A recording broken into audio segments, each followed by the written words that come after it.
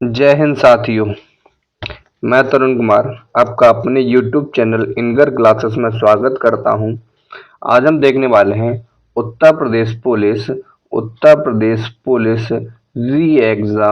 री एग्जाम का जीएस का सेट नंबर 2। इसमें पूरे आपके 38 क्वेश्चंस रहने वाले हैं। क्वेश्चंस किस लेवल के रहेंगे? कुछ इसमें आपका स्टैटिक्स जीके होगा, पॉलिटी, हिस्ट्री, ज्योग्राफी सारे सब्जेक्ट होंगे। साथ में साथ करंट के भी इसमें क्वेश्चंस होंगे। क्या करंट के भी 5 से 6 क्वेश्चंस आपको देखने को मिलेंगे। और ये वो क्वेश्चंस हैं जो पिछली एग्जाम्स में पूछे जा चुके हैं और करंट से रिलेटेड जो भी महत्वपूर्ण घटनाएं हैं हुई हैं वो सारे के सारे प्रश्न आपको इसमें देखने को मिलेंगे। तो ज़्यादा टाइम ना लेते हुए चलते हैं क्लास की ओर। क्लास शुरू करने से पहले आप लोगों से एक रिक्वेस्ट है, यदि आप हमारे चैनल पर नए हैं तो चैनल को सब्सक्राइब कर लें, साथ ही साथ बेल आइकन को भी दबा लें, इससे आने वाली नेक्स्ट वीडियो का नोटिफिकेशन आप लोगों को मिलता रहे। चलिए शुरू करते हैं। हमारा पहला प्रश्न है कि किस दर पर भारतीय रिजर्व बैंक वाणिज्य बैंकों से धन उधार लेता है। तो वह कौन सी दर है जिस पर रिजर्व बैंक वाणिज्य बैंकों से धन उधार लेता है? तो वो कौन सी है? वो है रिवर्स रिपो दर। क्या? रिवर्स रिपो रेट पर रिजर्व बैंक ऑफ इंडिया वाणिज्य बैंकों से धन उधार लेता है। यदि आपसे पूछा जाए वर्तमान समय में जो रिजर्व रेपो दर है वह कितनी है, जो रिजर्व रेपो दर है वह कितनी है, तो है 3.35%। 3.35%। आपसे कभी कभी एग्जाम में पूछ लिया जाता है कि वर्तमान में जो भारत में रिपो दर चल रही है वह कितनी है, तो वह है हमारी 6.25%। बढ़ते हैं अगले प्रश्न की ओर। जो अपना अगला प्रश्न है वह है भारत का उपराष्ट्रपति बनने के लिए न्यूनतम आयु कितनी होनी चाहिए? आयु से संबंधित एग्जाम में प्रश्न बहुत पूछे जाते हैं। क्या? बहुत पूछे जाते हैं। तो यह आपको बताना है कि उपराष्ट्रपति बनने की न्यूनतम आयु कितनी होनी चाहिए। अगर उपराष्ट्रपति की बात की जाए तो उपराष्ट्रपति की जो न्यूनतम आयु होनी चाहिए वो होनी चाहिए 35 वर्ष। कितनी? 35 वर्ष। आप लोगों को बताना है 30 वर्ष की आयु किसके लिए निर्धारित की गई है। राज्यसभा और लोकसभा का सदस्य बनने के लिए कितनी आयु निर्धारित की गई है, यह आप लोगों को कमेंट बॉक्स में बताना है। बढ़ते हैं अगले प्रश्न की ओर। जो अपना अगला प्रश्न है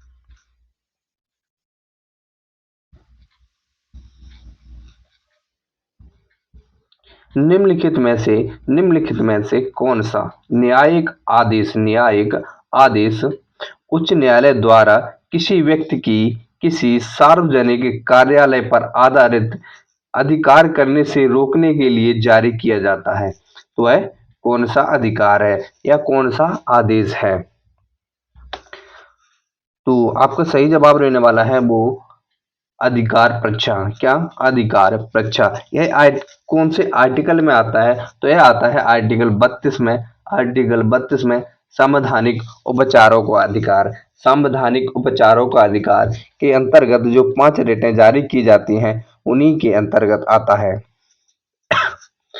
अगर पूछा जाए, आपसे कभी कभी पूछ लिया जाता है कि डॉक्टर भीमराव अंबेडकर जी के द्वारा संविधान की आत्मा किसे कहा जाता है, तो वो है भी हमारा, उसका जवाब होगा, सही जवाब होगा अनुच्छेद 32 संवैधानिक उपचारों का अधिकार को ही बी आर अम्बेडकर जी ने संविधान की आत्मा कहा है। बढ़ते हैं अगले प्रश्न की ओर। जो अपना अगला प्रश्न है वह चंद्रगुप्त मौर्य का पुत्र कौन था? तो अगर बात की जाए चंद्रगुप्त मौर्य के पुत्र की तो वह कौन था? तो वह था बिंदुसार। कौन था? बिंदुसार।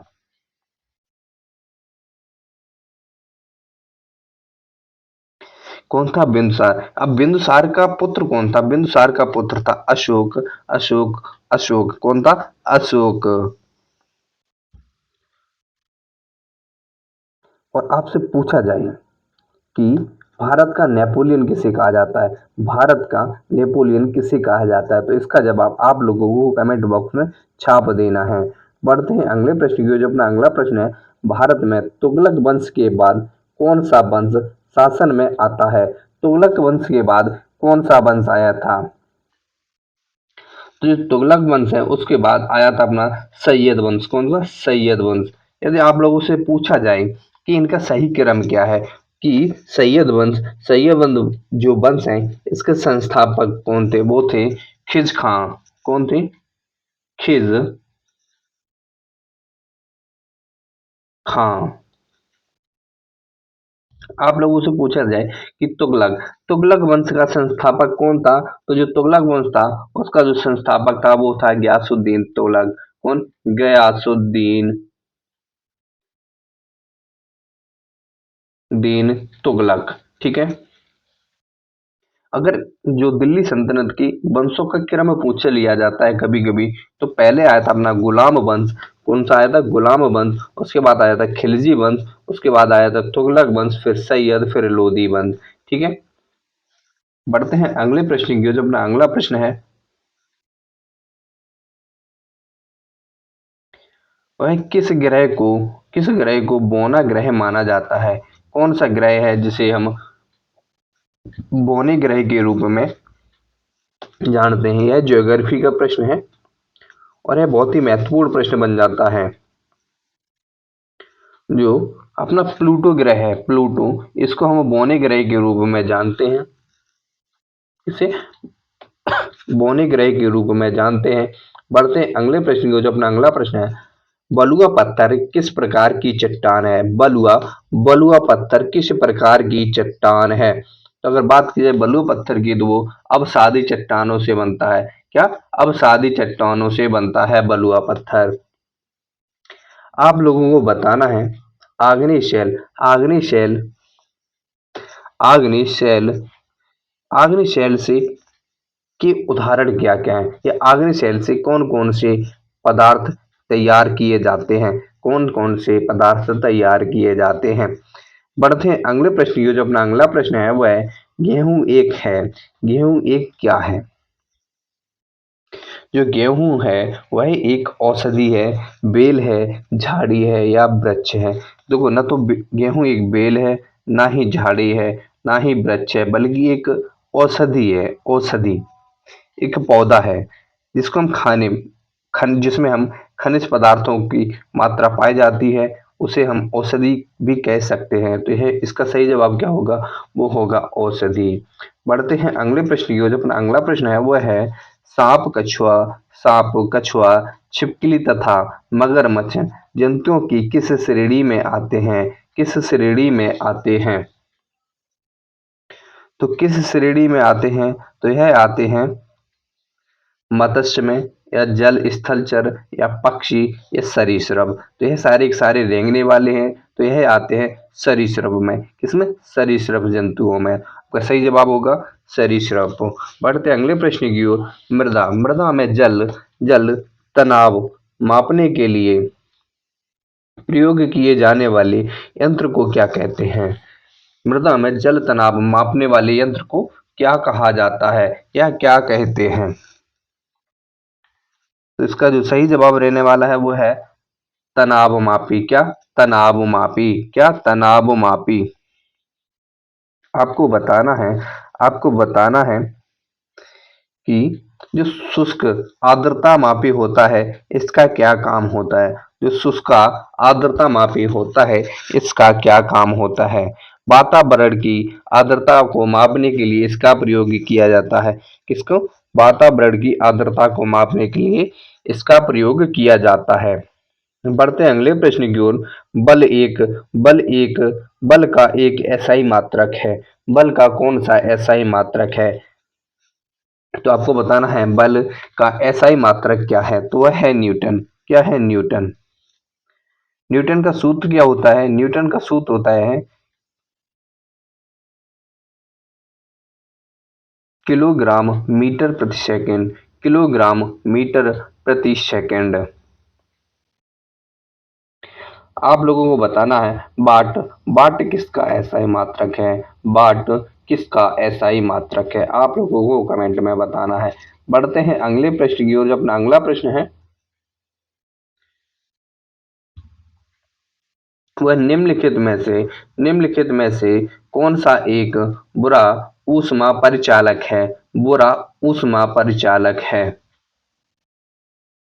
तो आपका सही जवाब रहने वाला है वो है शीशा। क्या?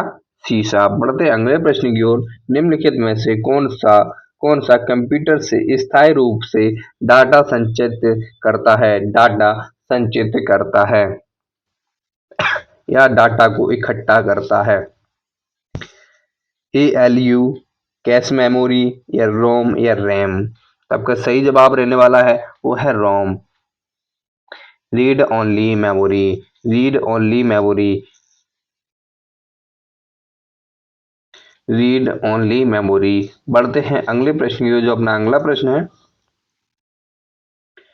जंग जंग लगना क्या है? जंग लगना क्या है? विद्युत अपघटन, या ऑक्सीकरण, या रिडॉक्स, या अपचयन? क्या है? अपचयन। आपका सही जवाब रहने वाला है वो है रिडॉक्स अभिक्रिया। रिडॉक्स अभिक्रिया के कारण लोह में जंग लगती है। रिडॉक्स अभिक्रिया के कारण लोह में जंग लगती है।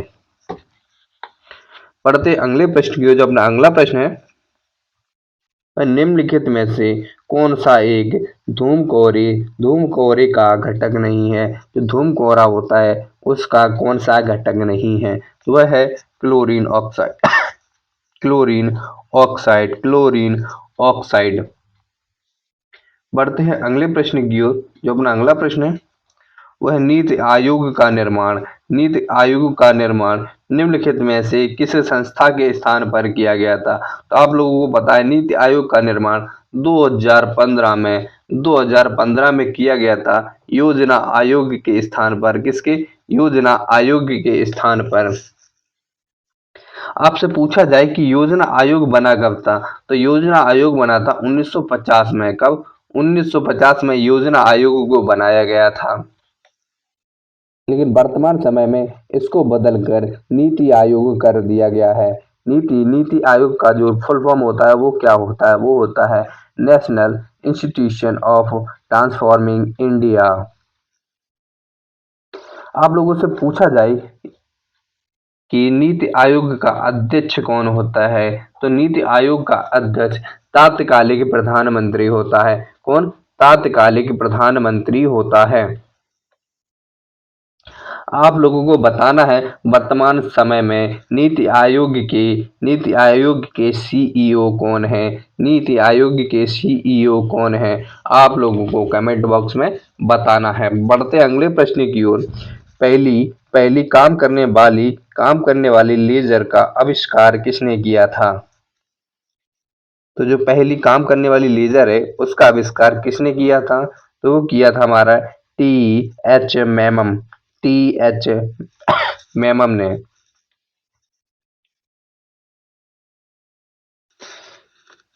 और यदि आपसे पूछा जाए डब्ल्यू के रॉटगन ने किसका आविष्कार किया था? तो इन्होंने किया था एक्स किरणों का। एक जो एक्स किरणें होती है अपनी एक्स किरणें इनका आविष्कार किया था डब्ल्यू के रॉटगन ने। अगर बात की जाए ए एच टेजर ने रडार, जो अपना रडार सिस्टम होता है उसमें इनका बहुत बड़ा योगदान है। किसका? रडार सिस्टम में इनका बहुत बड़ा योगदान है ए एच टेजर का। बढ़ते हैं अगले प्रश्न की ओर। जो अपना अगला प्रश्न है वह निम्नलिखित का मिलान कीजिए। तो निम्नलिखित में मिलान से संबंधित है कलाकार दे रखे हैं और उनकी कलाएं दे रखी हैं कि कौन सा कलाकार किस कला से संबंधित है। तो आप लोगों को बताना है कि कौन सा कलाकार किस कला से संबंधित है। जो हमारे गौरी शंकर देवीलाल हैं, गौरी शंकर देवीलाल, यह कथक से संबंधित है। किससे?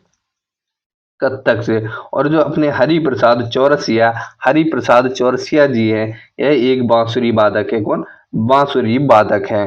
अगर बात की जाए, पूछा जाए एम एफ हुसैन यह किससे संबंधित है? तो यह चित्रकला से संबंधित है। किससे? चित्रकला से। और जाकिर हुसैन, आप सब लोगों को पता है, पिछली बार भी उत्तर प्रदेश पुलिस में पूछा गया था कि जाकिर हुसैन जी का संबंध किससे है, तो उनका संबंध है तबला से। तो आपका जो सही जवाब रहने वाला है वो है option number C. Option number C, pascal. Pascal किसकी इकाई है? तो पास्कल किसकी इकाई है? तो वो है दाब की इकाई है। किसकी? दाब की। आप लोगों को बताना है, आप लोगों को बताना है कि हम किसी भी चीज की अर्थात आर्द्रता मापने के लिए कौन से यंत्र का प्रयोग करते हैं, जबकि तापमान के लिए हम थर्मामीटर का प्रयोग करते हैं। किसका? थर्मामीटर का प्रयोग करते हैं।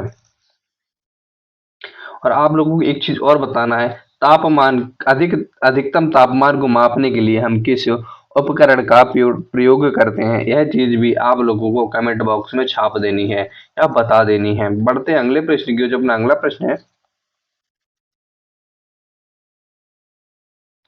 द सेल आउट नामक पुस्तक के लेखक कौन है? द सेल आउट नामक पुस्तक के लेखक कौन है?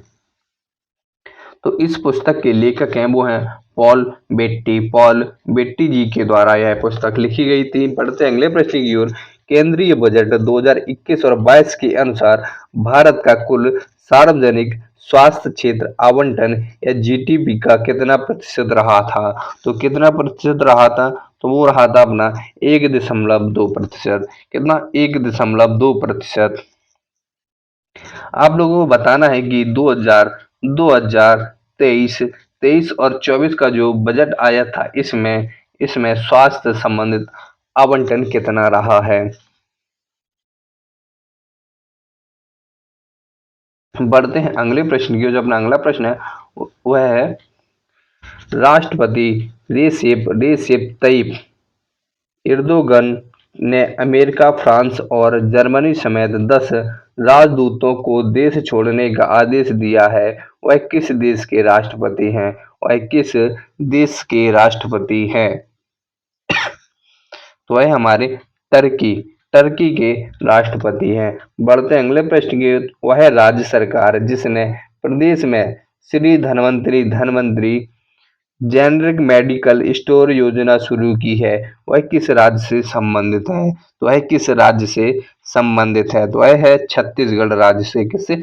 छत्तीसगढ़ राज्य से। आप लोगों को बताना है, छत्तीसगढ़ राज्य के वर्तमान मुख्यमंत्री कौन है? छत्तीसगढ़ के वर्तमान मुख्यमंत्री कौन है? आप लोगों को कमेंट बॉक्स में छाप देना है। बढ़ते हैं अगले प्रश्न की ओर। जो अपना अगला प्रश्न है वो है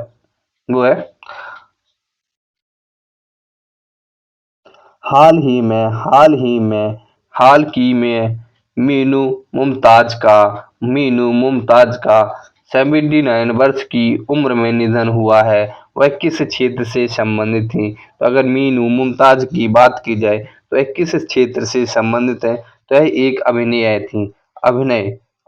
थी, या बोला जाए तो यह एक एक्टर्स थी। कौन थी? एक एक्टर्स, एक कलाकार थी। बढ़ते हैं अगले प्रश्न की ओर। हाल ही में किस तिथि को विश्व पोलियो दिवस मनाया गया है? विश्व पोलियो दिवस कब मनाया जाता है? दिवस से एक प्रश्न अवश्य एग्जाम में देखने को मिलता है।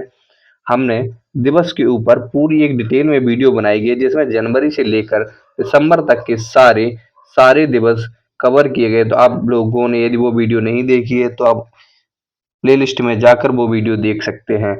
ये दिवस से हर एक एग्जाम में, चाहे कोई भी एग्जाम क्यों ना हो, उसमें दिवस से संबंधित 1 से 2 प्रश्न अवश्य देखने को मिलते हैं। तो विश्व पोलियो दिवस कब मनाया जाता है? तो विश्व पोलियो दिवस अपना 24 अक्टूबर को मनाया जाता है। कब? 24 अक्टूबर को मनाया जाता है। बढ़ते हैं अगले प्रश्न की ओर। जो अपना अगला प्रश्न है वह निम्नलिखित में से डायरेक्टर को भारत में रूसी फिल्म महोत्सव का ब्रांड एम्बेसडर भारत में रूसी फिल्म महोत्सव का ब्रांड एम्बेसडर नियुक्त किया गया है। तो यह है कौन है? तो यह है हमारी इम्तियाज अली। बढ़ते अगले प्रश्न की ओर। लखनऊ में क्षेत्रीय केंद्र प्रिंट मेकिंग, मूर्तिकला, मिट्टी के बर्तन और चित्रकला के विषयों में कलाकारों को कार्य सुविधाएं प्रदान करने के लिए स्थापित किया गया है। तो वह को क्या स्थापित किया गया है? तो यह किया गया है ललित कला अकादमी। आप लोगों से जो प्रश्न पूछा जाना था वो इस प्रकार था कि ललित कला अकादमी कहाँ स्थित है? ललित कला अकादमी कहाँ स्थित है? तो वह है लखनऊ में। क्वेश्चन को इस तरीके से भी पूछ लिया जा सकता है। हमें दोनों तरीके से क्वेश्चंस को देख लेना है। आप लोगों को बताना है जो राष्ट्रीय ललित कला अकादमी है, इसकी इसकी स्थापना कब की गई थी? इसकी स्थापना कब की गई थी? बढ़ते हैं अगले प्रश्न की ओर। जो अपना अगला प्रश्न है, उत्तर प्रदेश की भौगोलिक सीमा सर्वाधिक सर्वाधिक राज्यों को स्पर्श करती है। निम्नलिखित में से कौन सा राज्य इनमें शामिल नहीं है? तो इनमें कौन सा राज्य शामिल नहीं है? तो उत्तर प्रदेश की सीमा हमारी उत्तराखंड, मध्य प्रदेश, झारखंड, बिहार बिहार मध्य प्रदेश, हरियाणा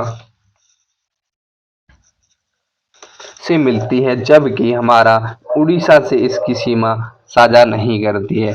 उड़ीसा से इसकी सीमा साझा नहीं करती है। लेकिन यदि पूछा जाए कि उत्तर प्रदेश की सीमा कौन से एक केंद्र शासित जो राज्य है उससे सीमा साझा करता है, तो वो है हमारा दिल्ली। कौन है? दिल्ली। आप लोगों से क्वेश्चंस पूछा जा सकता है जो बहुत ज़्यादातर एग्जाम में पूछा जाता है कि दिल्ली से उत्तर प्रदेश के कौन कौन से जिले सीमा साझा करते हैं? वो है गौतम बुद्ध नगर और गाजियाबाद। गौतम बुद्ध नगर और गाजियाबाद। और सीमाओं से एक प्रश्न और पूछा जाता है कि उत्तर प्रदेश के कौन सा कौन सा जिला सर्वाधिक सर्वाधिक राज्यों के साथ सीमा साझा करता है? इस प्रश्न का जवाब आप लोगों को कमेंट बॉक्स में छाप देना है। इस प्रश्न का जवाब आप लोगों को कमेंट बॉक्स में छाप देना है। और एक प्रश्न और यहाँ से बनता है जो एग्जाम में बहुत देखने को मिलता है, वह है कि मध्य प्रदेश से कितने कितने जिले सीमा साझा करते हैं? तो वह है 11। कितने हैं? 11। और सर्वाधिक जिले भी मध्य प्रदेश से ही सीमा साझा करते हैं। बढ़ते हैं अगले प्रश्न की ओर। जो अपना अगला प्रश्न है, उत्तर प्रदेश में योगी आदित्यनाथ सरकार ने केंद्रीय केंद्रीय मानव संसाधन विकास मंत्रालय के साथ मिलकर उत्तर प्रदेश में सुधार के लिए महत्वपूर्ण ढांचा विकसित करने का एक कदम उठाया है। वह किस क्षेत्र से संबंधित है? वह किस क्षेत्र से संबंधित है? तो है हमारा विद्यालय शिक्षा। वह शिक्षा से संबंधित है। विद्यालय में शिक्षा की जो नीतियां हैं उनमें बदलाव किए हैं उत्तर प्रदेश सरकार ने। बढ़ते अगले प्रश्न की। उत्तर प्रदेश के सबसे शानदार लोक नृत्य में से एक है। इस शैली में एक मुश्किल संतुलन नृत्य शामिल है, जिसमें एक घूंघट काठे महिला नर्तकी सिर पर लकड़ी के पिरामिड के मंच पर एक साथ 108 लैंप रखकर नृत्य करती है। वह कौन सा नृत्य है? वह कौन सा नृत्य है? तो है हमारा चरकुला। वह कौन सा है? चरकुला। बढ़ते हैं अगले प्रश्न की। जो अपना अगला प्रश्न है वो है उत्तर प्रदेश के किस जगह पर बुद्ध ने अपना पहला उपदेश दिया था? तो अगर पूछा जाए उत्तर प्रदेश का वह जिला है सारनाथ। पहले इसका सही जवाब रहने वाला है सारनाथ। अब क्वेश्चन इस तरीके से और पूछा जा सकता है कि महात्मा बुद्ध ने अपना पहला उपदेश कहाँ दिया था? तो वो भी कहाँ दिया था? उपदेश सारनाथ में। महात्मा बुद्ध ने अपने सर्वाधिक सबसे ज्यादा उपदेश कौन सी जगह दिए हैं? वो दिए हैं श्रावस्ती में। श्रावस्ती से एक प्रश्न और पूछा जाता है कि उत्तर प्रदेश की सबसे साक्षरता कम वाला जिला कौन सा है? तो वो भी श्रावस्ती है। बढ़ते हैं अगले प्रश्न की ओर। जो अपना अगला प्रश्न है निम्नलिखित में कौन सा पदार्थ बिजली का कुचालक है परंतु ताप का सुचालक है? बिजली का कुचालक है परंतु ताप का सुचालक है।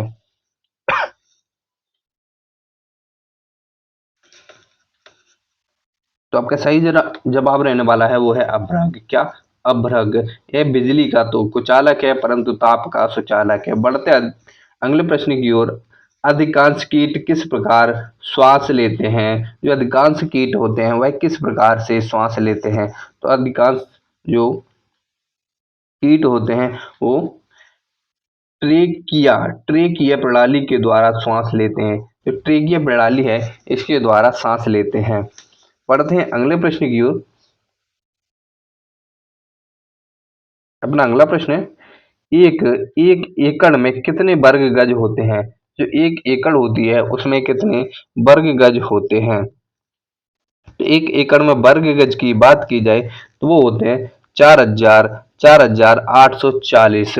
4,840। अगर पूछा जाए कि इसमें कितने फीट होते हैं, इसमें कितने फीट होते हैं तो वो होते हैं 43,560। कितना? 43,560 फीट स्क्वायर। बढ़ते अगले प्रश्न की। रिजर्व बैंक ऑफ इंडिया की स्थापना कब हुई थी? रिजर्व बैंक ऑफ इंडिया की स्थापना कब हुई थी? तो हुई थी 1945 में। कब हुई थी? 1 अप्रैल 1935 को। 1 अप्रैल 1935 को। यहाँ से आरबीआई से एक प्रश्न और बनता है कि आरबीआई का राष्ट्रीयकरण कब हुआ था? तो हुआ था 1 जनवरी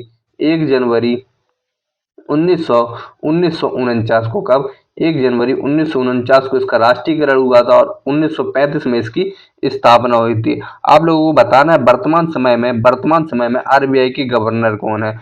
वर्तमान समय में आरबीआई के गवर्नर कौन है? और पूछा जाए कि आरबीआई के प्रथम गवर्नर जनरल कौन थे? प्रथम गवर्नर कौन थे? तो वो थे ओसबॉर्न स्मिथ। बढ़ते अगले प्रश्न की। जो अपना अगला प्रश्न है उत्तर प्रदेश राज्य का राज्य पक्षी कौन सा है? जो उत्तर प्रदेश है उसका राज्य पक्षी क्या है? राज्य पक्षी की बात की जाए तो है सारस। सारस या क्रोच। सारस या क्रोच।